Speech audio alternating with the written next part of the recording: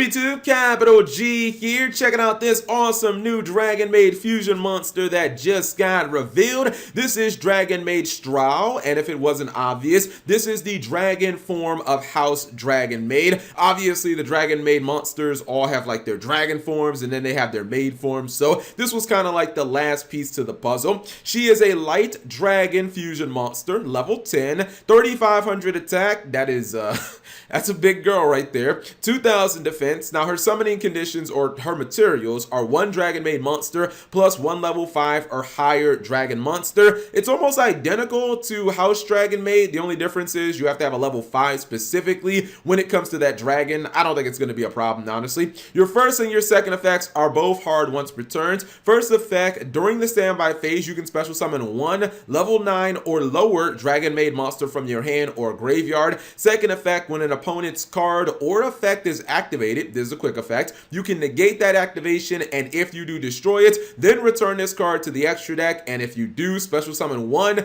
House Dragonmaid from your extra deck. So let me be the first to say this card is an absolute godsend to the Dragonmaid archetype. I think that one of the biggest things that Dragonmaids are currently struggling with is the fact that they don't have a lot of reliable disruption to be used against the opponent. They have their boss monster, House Dragonmaid, and she's okay. She can pop opponents' monsters, but there are just certain matchups like against Sky Striker or even like True Draco where she's really not all that reliable. I mean, Sky Striker can easily just throw out an afterburner, get her off the field, and then it's like, okay, well, there's all my disruption. I guess I just lose. Also, people can just impermanence her, and then she just kind of doesn't do anything. She just sits there kind of on field as just a body. This card obviously is significantly better because it's just a negation, and it's a negation against anything your opponent throws at you. This means that no matter what matchup you're playing against, whether it's a combo deck, a control deck, etc., the negation is going to be useful. You play against a deck that wants to start out with extravagance, just negate that and take your free +1 or the engage or whatever your opponent is going to use. Also, even though the negation does come at the cost of the monster itself, it's perfectly fine. She replaces herself with House Dragonmaid anyway, so you're really not going to be able to, or you're not losing out on anything there. Her Monster Reborn effect is actually even better than House Dragonmaid as well because she doesn't really care about levels. In fact, she can summon every single monster in the archetype. She can even summon House Dragonmaid from the graveyard, which is actually kind of crazy. And as I said earlier, this is not going to be a card that's difficult to get on the field. The summoning condition is almost identical to House Dragonmaid. I mean, the only difference is one of your monsters that you're using for the fusion summon has to be a high level monster, but for the most part, that's not really going to be an issue. I think anytime you can get negation out of a boss monster, it's going to be a good thing. The only thing is, like, I kind of feel like the attack of this monster, it's 3,500, and that looks really great on paper. I don't really think it's going to be all that relevant, and the reason why is because most of the time, I imagine you're going to be using the negation on this card. Unless you're going second and you summon this and you're just beating your opponent down, most of the time your opponent will try to use like, they'll use something to try to disrupt you. You'll negate that card, and then you'll end up summoning House Key. But overall, this card's amazing. I think that